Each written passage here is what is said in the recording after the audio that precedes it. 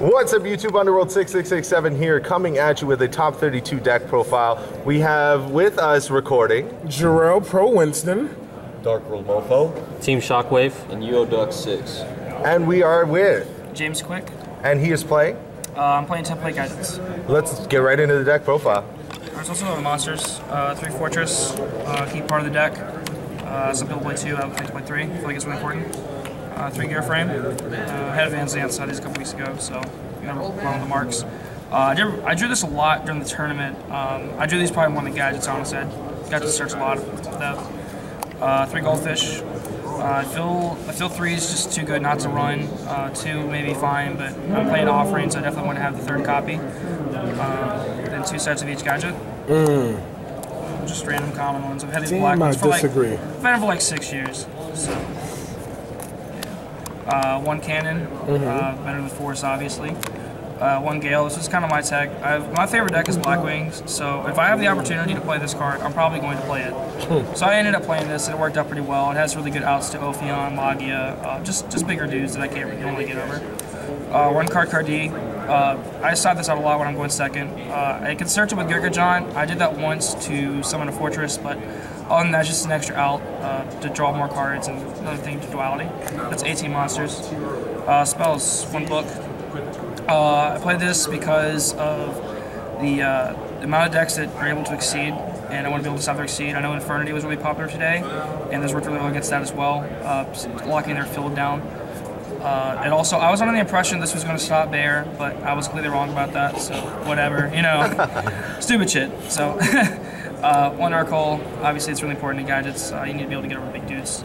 Limit Removal, I think some people don't really play this. I think it's really important in this deck, especially you want to have one of those kind of win more cards. I had a match in round 2. I opened Limiter, Heavy, Dark Hole, Mirror Force, Fortress 4, Cannon. And I set the Heavy in Mirror Force. He summoned Saber Swords, attacked in the Mirror Force. He set 2. I drew the 2nd Fortress. I pro heavied. I did Fortress, Cannon, Fortress Limiter for game. He was very upset. Jesus. Monster Reborn, obviously very good card. 2 MST. I only played the 2. I didn't feel like I really needed the 3rd because I don't think this is a deck that really needs to capitalize on having back row hate because there really isn't a key card that Gadgets really truly need to stop. It's also why I didn't extra Diamond Direwolf, and I think Diamond Dire is something out for that, and I don't really feel like this deck needs that. Wait, I'm sorry. I just have to ask you this question. You said that Gadgets is not a deck that you think needs to capitalize off of destroying back row? Yeah, I mean, I feel like you have so many cards that are floaters, and if you lose them, you know, that's kind of unfortunate, especially now because you want to exceed with them.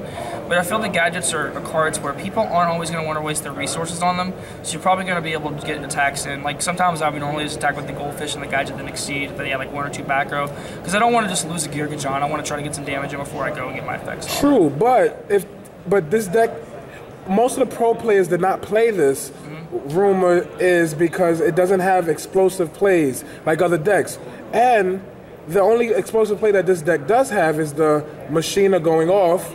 So why wouldn't you? Yeah. So why wouldn't you enforce and almost guarantee your ultimate offering from happening and your summon of the Machina Fortress? Well, Fortress for me is mainly a card where I try to play it when I need to go for game. I don't try to play it just randomly to have a big dude on the board. I ran this deck mainly because I don't have Mermails. I played Fire Fist and Duel Fire Fist, and I feel like this had a really good matchup against stuff like the main two meta decks, Mermail and Fire Fist, because I can decide macro. And Space works against both those decks. I know, but I'm saying that I didn't feel that Mystical Space Typhoon was a card I needed to max in this deck. I felt there were other cards that could play that would maximize the ability of the deck. With Ultimate Offering, I sometimes would send that out game 2 and 3. I played 2 mirror matches, and I was able to just use their offering because I figured most of them were probably going to keep theirs in. One of them guys actually played 3 sets. I knew he was going to keep it in, so I didn't need mine. But I feel like Ultimate Offering is a card as well. It's kind of a win more thing, but you do need it for this deck to have the explosive play. No problem. Let's continue. Thank you. All right, so then the last 2 spells are 2 dualities. I started these out every once in a while. Okay. I feel duality is really important in this deck because obviously you search the Gadgets, play duality, search for Gear Frame, etc.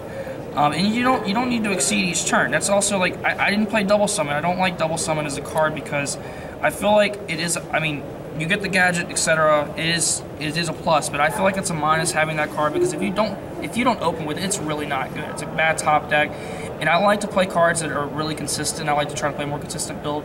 And sometimes I also play cards such as Card D, Gale, Duality, a couple of maybe Offering a Road or something. Cards I can just side out one-ofs to add more in because I'm not always going to need them every single match. Alright. So that's non-spells. Traps, Judgment, obviously really important. Warning, obviously really important.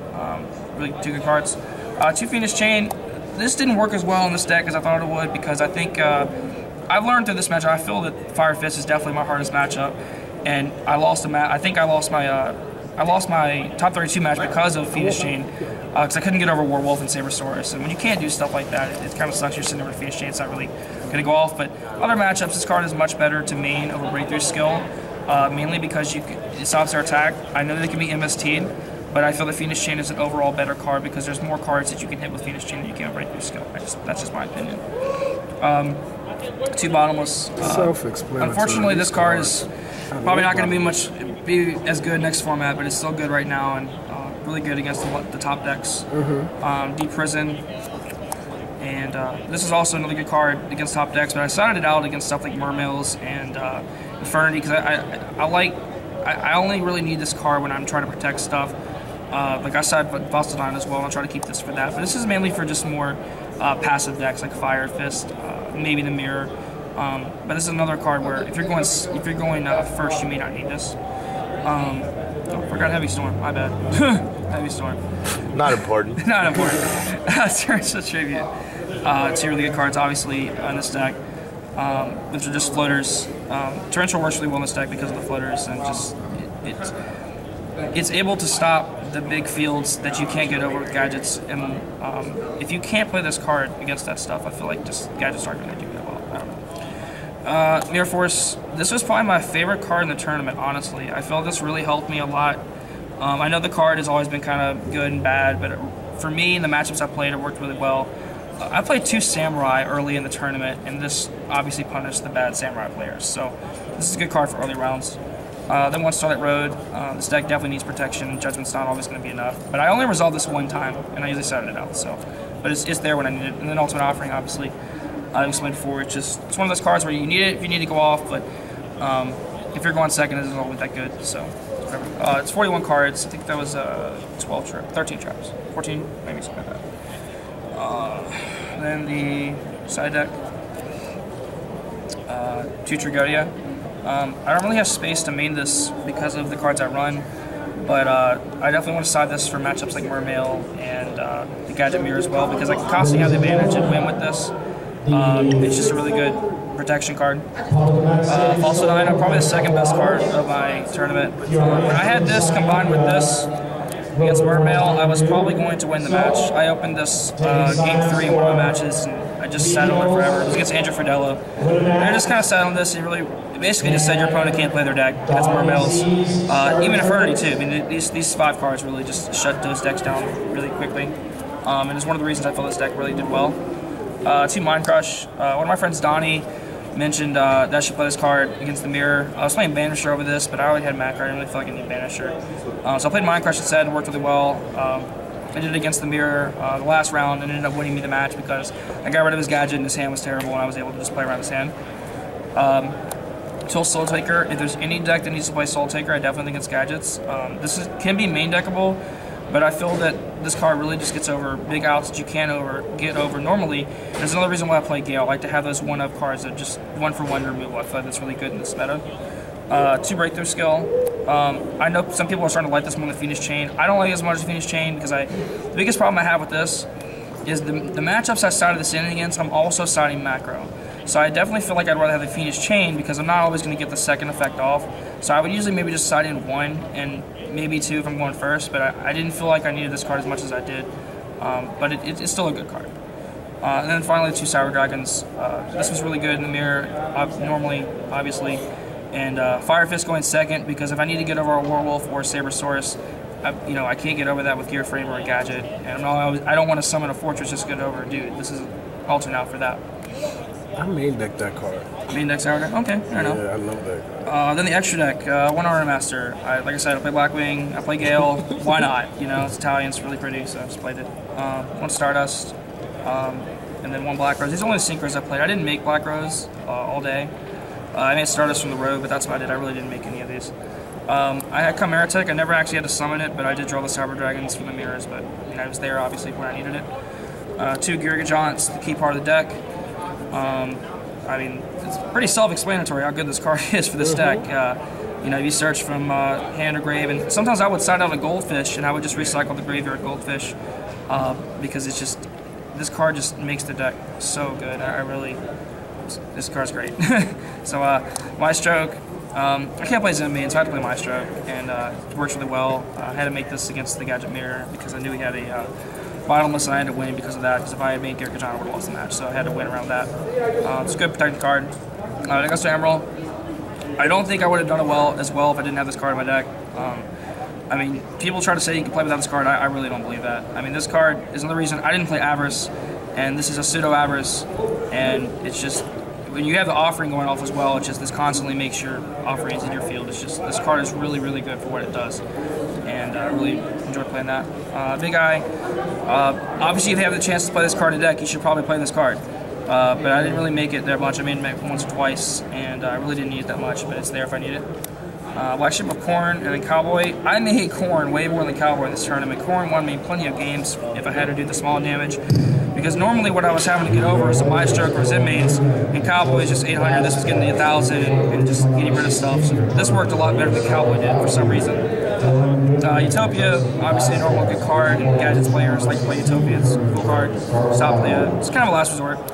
Shotmaster, obviously I can make this pretty easily in the deck, so I'm definitely going to be able to play this if I want to stop random, shut down auto decks like fucking Chain Burn or something weird like that. I don't know. Just good card. Pearl, I played this because of Evil Swarm. That's really the only reason I played it, but I didn't play against Evil Swarm, so it really was kind of irrelevant. But this is a 1 card out to Ophion, and I feel like that's really important to play. And finally, Mist Dweller. I didn't make this as much as normal because I had the macro already, and I maybe had the Fossil Dino, but this is there if I don't have either of those. And also, it could be 22 with the Goldfish, so that's also really cool in this deck because not a lot of decks can do that other than Mermaids. So, but that's the deck. I really enjoyed playing it. I'd probably play it again soon. I might make some more changes to it. I might try out Avarice. I'm definitely going to need to make some changes for E-Dragons if I want to attempt to play that against E-Dragons, but speaking of E-Dragons, what are your opinion on the next format with regards to E-Dragons? Do you think they're going to be as good as they are hyped up to be? I've played the deck a few times on DNet. It's enjoyable for you. It's not enjoyable for your opponent. The mirror match is really stupid. I really don't like that. But I think my biggest thing, I was explaining in another profile that if I was Konami here, I would definitely ban Big Eye and just not have them have the exceeds. I'd rather just have the little dudes or the big guys, obviously. But I feel that Big Eye is a card that, when you have cards like Change of Heart, Brain Control, and Stash Steal in the context of a card, cards like that just really shouldn't be around. I really don't like cards like that. So I really never liked Brain Control. I really had them I got rid of. So I have one question. Yeah. Is it true that Gadgets has a hard matchup against Heretics? I didn't play against Heretics, so I really don't know. I know my friend did and got wrecked by it, but he was playing Infernity. So, but I would assume probably.